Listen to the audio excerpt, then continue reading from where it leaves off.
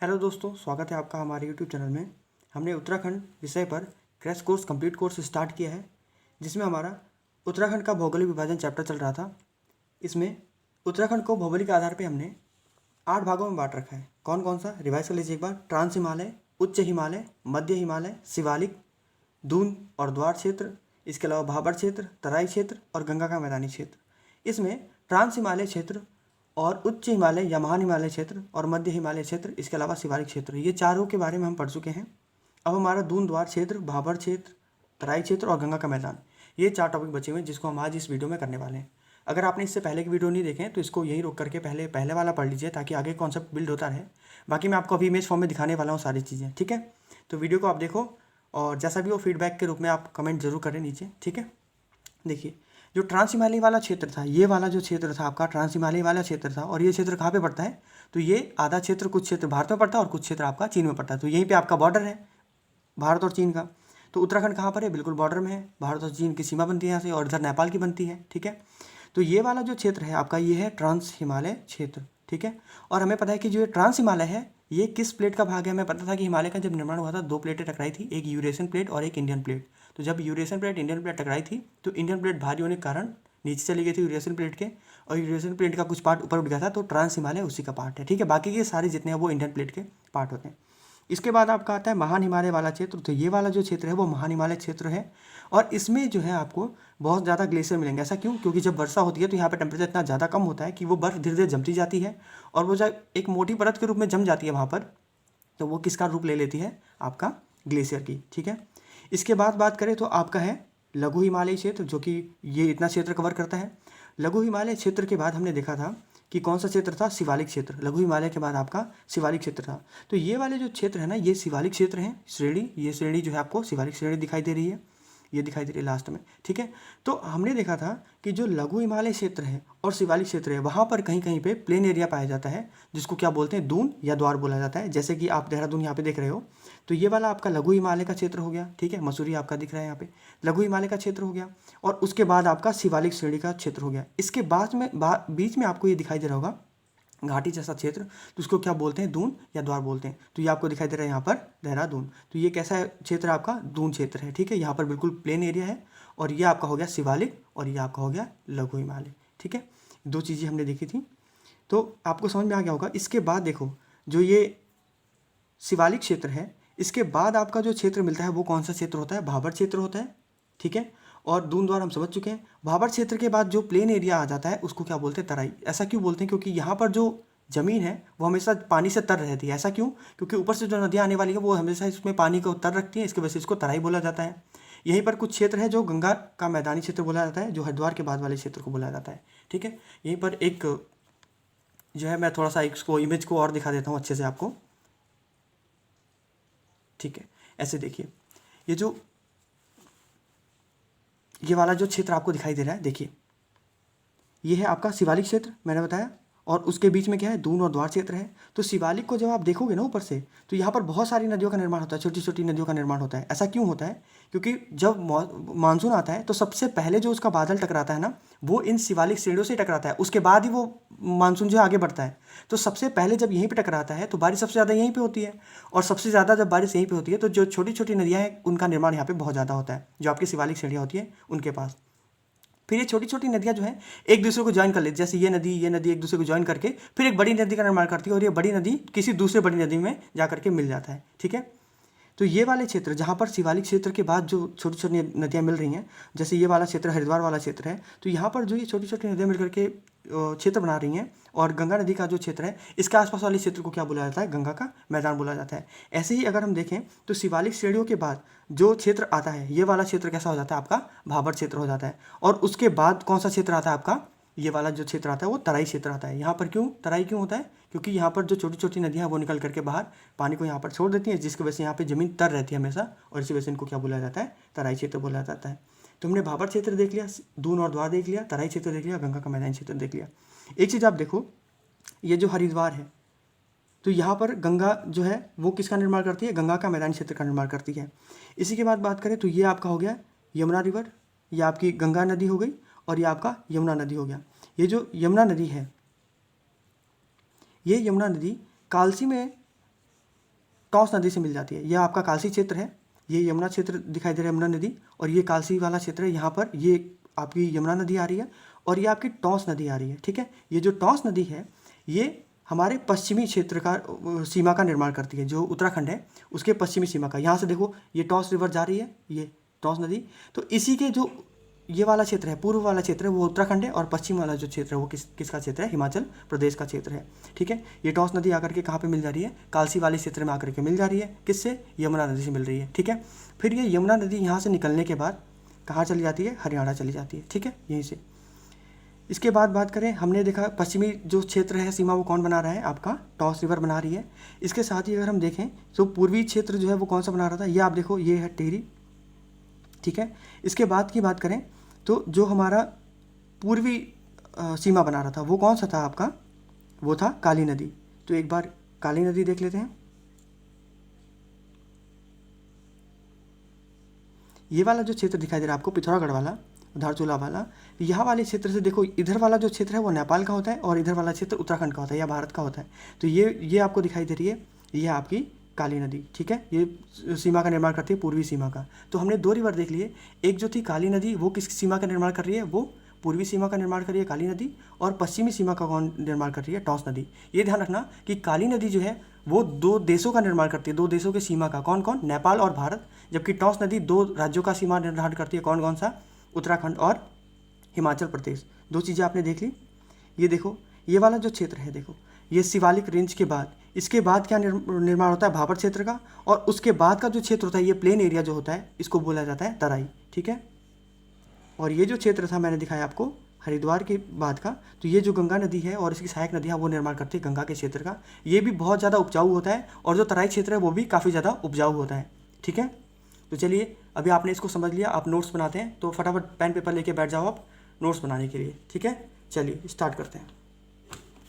हमने पढ़ लिया था, अभी बारी है दून द्वार क्षेत्र की। ठीक है, और उसके बाद जो टॉपिक बच गया भाबर क्षेत्र, तराई और गंगा का मैदान, ये आज ही कर लेंगे। तो नोट्स बनाना स्टार्ट कीजिए। दून द्वार क्षेत्र की बात करें तो शिवालिक श्रेणियों के उत्तर में स्थित है, यह हमें पता चल गया है, और मध्य हिमालय के दक्षिण में स्थित है। ठीक है, प्रायः 24 से 32 किलोमीटर चौड़ी होती है और 350 से 750 मीटर तक ऊंची क्षैतिज घाटियाँ जो पश्चिम व मध्य में दून क्षेत्र और पूर्व भाग में द्वार कहा जाता है। जो घाटियाँ हैं उनको पश्चिम क्षेत्र में क्या कहा जाता है? दून, और पूर्व भाग में क्या कहा जाता है? द्वार। जैसे देहरादून, उदाहरण के लिए देख लो, देहरादून, कोठारी, चौखम, पतली, कोटा, नैनीताल, और हरिद्वार, पचवा, पूर्वी, चंदी आदि राज्य के प्रमुख दून है। ठीक है, इसमें जो देहरादून है वो सबसे प्रसिद्ध है। ठीक है, जैसे कि मैंने बताया काफ़ी बड़ा है, तो ये सबसे प्रसिद्ध भी है, और इस वाले क्षेत्र में धान की खेती बहुत अच्छी होती है। ठीक है, इसकी विशेषता की बात करें तो मानव के लिए अनुकूल परिस्थितियाँ होने की वजह से यहाँ पर जनघनत्व तो बहुत ज़्यादा है। देहरादून वाला क्षेत्र देखोगे तो वहाँ पर जनघनत्व तो बहुत ज़्यादा मिलेगा आपको। फिर नदियाँ जो है लघु हिमालय से निकलकर उपजाऊ अवसाद लेकर के निक्षेपित करती है यहाँ पर, जिसकी वजह से ये कृषि के लिए काफ़ी अनुकूल परिस्थिति होती है, और यहाँ पर उपजाऊ भूमि होती है और काफ़ी ज़्यादा यहाँ पर अनाज वगैरह उगाया जाता है। भाबर क्षेत्र की बात करें तो इसकी स्थिति कहाँ है? तो शिवालिक पहाड़ियों के दक्षिण में और तराई के उत्तर में स्थित है। इसकी विस्तार की बात करें तो देहरादून से चंपावत तक 10 से 12 किलोमीटर चौड़ी पट्टियों के रूप में है। और इसमें बात करें इस चीज़ का निर्माण किस चीज़ से होता है, तो ऊबड़ खाबड़ यहाँ पे होता है भूमि, और जो मिट्टी है वो कंकड़ पत्थर तथा मोटे बालू युक्त होता है। इसका निर्माण की बात करें तो प्लीस्टोसीन काल में हुआ है, और शिवालिक से आने वाली नदियों द्वारा बहा कर लाए गए वजनी अवसादों के निक्षेप से इसका निर्माण होता है। बड़े बड़े कंकड़ पत्थर यहाँ पर पाए जाते हैं। ठीक है, तो इसमें जो मिट्टी होगी क्या वो उपजाऊ होगी? जब बड़े बड़े पत्थर मिट्टी वगैरह हैं यहाँ पर तो उपजाऊ होगी? नहीं होगी। तो यह कृषि हेतु अनुपयुक्त होती है। ठीक है, उपयोगी नहीं होती है, क्योंकि बड़े बड़े कंकड़ पत्थर इसमें होते हैं। इसके बाद बात करें तो नदियों और नालों का अस्तित्व समाप्त हो जाता है यहाँ पर। ऐसा क्यों होता है? क्योंकि इसमें बड़े बड़े पत्थर होते हैं। ठीक है, ये पहाड़ों से आने वाली जो नदियाँ हैं वो आने के बाद इसका जो जल है वो नीचे चला जाता है पत्थरों के, और इसके वजह से यहाँ पर जो नदी है ऊपर से दिखाई दे नहीं देती है। क्यों? क्योंकि जो पानी है वो कहाँ चला जा रहा है? बड़े बड़े पत्थरों के नीचे। तो यहाँ पर उसका अस्तित्व समाप्त हो जाता है, क्योंकि उनका जो जल है वो पत्थरों की मोटी परतों के नीचे चला जाता है। तो यहाँ पर नदियाँ जो है बहुत कम दिखाई देता है इनमें पानी। क्यों? क्योंकि जो पानी है वो उसके नीचे चला जाता है। ठीक है, पत्थरों के नीचे चला जाता है। तो ये हमारा हो गया भाबर क्षेत्र। अब बात करते हैं तराई क्षेत्र की। ठीक है, तराई क्षेत्र की स्थिति की बात करें तो हरिद्वार में गंगा के मैदान के उत्तर में और पौड़ी तथा नैनीताल जिलों के दक्षिणी क्षेत्र व ऊधमसिंह नगर जिले का अधिकांश भाग तराई क्षेत्र होता है। इसके विस्तार की बात करें तो चौड़ाई जो है 20 से 30 किलोमीटर होती है। और निर्माण की बात करें तो इसमें महीन कणों वाली अवसादों से इसका निर्माण होता है। वर्षा अधिक होने के कारण भूमि दलदली होती है। मैंने बताया था जैसे ही शिवालिक श्रेणी से आकर टकराती है वहाँ वर्षा बहुत ज़्यादा होती है और वो छोटी छोटी नदियाँ नीचे आती हैं तो वो तराई क्षेत्र का निर्माण करती हैं और यहाँ पे जो भूमि होता है वो काफ़ी दलदली हो जाता है, तभी तो उसको तराई बोलते हैं। विशेषता की बात करें तो इस क्षेत्र में पाताल तोड़ कुएँ पाए जाते हैं। ठीक है, यहाँ पर जो ज़मीन है वहाँ से पानी अपने आप निकलता है और अपने आप निकलता है उसी को क्या बोलते हैं, पाताल तोड़ कुएँ। ठीक है, यहाँ पर बहुत ज़्यादा क्षेत्र में बहुत ज़्यादा मात्रा में पाए जाते हैं। इसके बाद बात करें कृषि की तो यहाँ पर उत्पादकता बहुत ज़्यादा अधिक होती है। क्यों? क्योंकि महीन कणों वाले अवसाद होते हैं यहाँ पे, तो जो ये अवसाद होते हैं बहुत ज़्यादा उपजाऊ होते हैं। ठीक है, तो उत्पादकता यहाँ पे अधिक होती है। पानी अधिक खपत वाले फसल जैसे धान, गन्ना, इनकी पैदावार क्या होती है, बहुत ज़्यादा होती है। अन्य फसलें भी होती हैं यहाँ पर, गेहूँ और आलू वगैरह जैसे बहुत ज़्यादा उत्पादन होता है यहाँ पर। नदियाँ जो भाबर क्षेत्रों में गायब हो गई थी वो पुनः इस क्षेत्र में दृश्यमान हो जाती है। देखो यहाँ से ये पर्वत था, यहाँ से कोई नदी आई और ये पत्थरों वाले क्षेत्र में इसका पानी नीचे चला गया, लेकिन आगे जाने के बाद स्तर इसका नीचे होता है तो ये आगे जाने के बाद इसका फिर से पानी ऊपर दिखाई देने लगता है नदियों का। तो जो नदियाँ गायब होती हैं वो वापस ऊपर दिखाई देने लगती हैं और यही जो पानी है वो नीचे से आ करके यहाँ से तोड़ करके निकल जाता है, तो उसी को पाताल तोड़ कुएँ बोलते हैं। ठीक है, फिर बात करते हैं गंगा का मैदानी क्षेत्र। तो इसकी स्थिति कहाँ पर है? दक्षिणी हरिद्वार का जो समतल मैदान है वो ही आपका गंगा का मैदान है। निर्माण की बात करें तो गंगा आदि नदियों द्वारा लाए गए महीन कणों वाले अवसादों से इसका निर्माण हुआ है। ठीक है, मिट्टी की बात करें तो बांगर और खादर दो टाइप की आपकी मिट्टी है। तो जो खादर है वो बाढ़ वाले क्षेत्रों में पाया जाता है। ठीक है, और बांगर है ये गैर बाढ़ वाले क्षेत्रों में पाया जाता है। ये दोनों मिट्टियाँ काफ़ी उपजाऊ होती हैं, तो यहाँ पर कृषि जो कार्य जो है बहुत अच्छा होता है। तो कृषि उत्पादकता आपकी कैसी हो गई? बहुत अच्छी हो गई। फसल की बात करें तो यहाँ पर गन्ना, गेहूँ और धान आदि चीज़ें मिलती हैं। तो अभी तक हमारा जो उत्तराखंड का भौतिक विभाजन वाला पार्ट था वो कंप्लीट हो गया है। ट्रांस हिमालय, महान हिमालय, मध्य हिमालय, शिवालिक क्षेत्र, दूनद्वार भी हो गया है, भाबर क्षेत्र हो गया, तराई क्षेत्र और गंगा का मैदान क्षेत्र हो गया। तो जब मैं ग्लेशियर वगैरह पढ़ाऊँगा या नदियाँ पढ़ाऊँगा तो वो बिल्कुल मैप पे दिखा के पढ़ाऊँगा आपको, ताकि आसानी से याद हो जाए। ठीक है, ऐसा नहीं है कि बस पढ़ते चले गए। मैं कोशिश करूँगा आपको मैप पे हर एक नदी और हर एक ग्लेशियर वगैरह आपको सारी चीज़ें दिखाऊँ ताकि आसानी से आपको याद हो सके। लोकेशन वगैरह सारी मैं मैप पे ही दिखाऊंगा। ठीक है, तो उससे क्या होता है, याद करने में आसानी हो जाती है। आप वीडियो को एक बार देख लिया करो और उसके बाद नोट्स बनाने के लिए फिर से इसको स्लो करके देख लो। हो सकता है थोड़ा जल्दी बोल रहा हूँ तो थोड़ा सा स्लो कर लो वीडियो को और आराम से उसको नोट्स बनाते रहो। बीच बीच में वीडियो को रोक लिया करो और नोट्स उसको बनाया करो। ठीक है, पूरा देखो मैं नोट्स बनवा रहा हूँ और कहीं भी आपको जाने की ज़रूरत नहीं है। जब आप एक बार आ गए हो चैनल को तो बने रहो, कंप्लीट कोर्स करवाऊंगा, ये बार बार बोलने की ज़रूरत नहीं है। ठीक है, तो आप बिल्कुल भरोसा रखो और नोट्स वगैरह बनाते रहो और पढ़ाई देखो आप करते रहो बिल्कुल सीरियस होकर के। ठीक है, एग्ज़ाम वगैरह का डेट आने का इंतज़ार मत करो। ज़्यादातर बच्चे यही करते हैं कि एग्ज़ाम डेट आने का इंतज़ार करते हैं और इस चक्कर में क्या होता है, पढ़ाई हो ही नहीं पाती और रिजल्ट क्या आता है, नेगेटिव आता है। इसलिए आप क्या करो, पढ़ाई करते रहो और एटलीस्ट 70-80% सिलेबस जल्दी जल्दी कवर कर लो। ठीक है, जल्दी जितना ज़्यादा सिलेबस कवर कर रहोगे, की फॉर्म में नोट्स बनाओ जैसे मैंने बना रखे हैं, तो ऐसे आप नोट्स बनाते रहो ताकि क्या हो, जब आपका एग्जाम हो तो आप फटाफट उसको रिवाइज कर लो।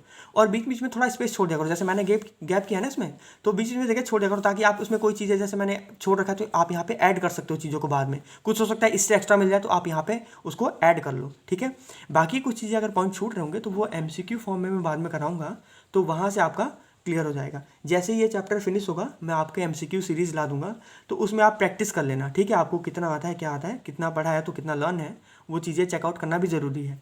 तो MCQ जब मैं लाऊंगा तो उसमें आपका क्या होगा, रिविज़न हो जाएगा। बाकी देखो उत्तराखंड सीरीज़ कंटिन्यू चल रहा है तो आप पढ़ते रहो। बाकी जनरल स्टडीज़ भी चल ही रहा है धीरे धीरे, बीच बीच में अगर 1-2 दिन गैप हो जाए कोई बात नहीं, लेकिन सीरीज़ आपका चलता रहेगा और सिलेबस आपका कंप्लीट होगा। तो बिल्कुल आप चैनल को थोड़ा सा सब्सक्राइब करो, शेयर करो, है ना, और भी जो बच्चे हैं पढ़ने वाले उनको शेयर करो, थोड़ा सा सपोर्ट करो। इससे क्या होता है, मोटिवेशन मिलता है। अब जब आप कमेंट करते हो ना तो बहुत अच्छा लगता है। कुछ बच्चे हैं रेगुलर कमेंट कर रहे हैं, तो इससे क्या होता है, मोटिवेशन मिलता है ना। और बाकी जो कमियां हैं बिल्कुल आप बेझिझक कमेंट करके बताओ, जो भी चीज़ें होगी उसको इम्प्रूव किया जाएगा। ठीक है, तो आप जो भी चीज़ें फीडबैक के रूप में आप दे सकते हैं। अगर नेगेटिव भी कोई चीज़ पसंद नहीं आ रही तो वो भी आप कमेंट करके बता सकते हो। ठीक है, कि ये चीज़ें इंप्रूव कर दो। ठीक है, तो वो चीज़ें इंप्रूव की जाएंगी। बाकी देखो पढ़ते रहो, अच्छे से तैयारी करो खूब अच्छे से, है ना।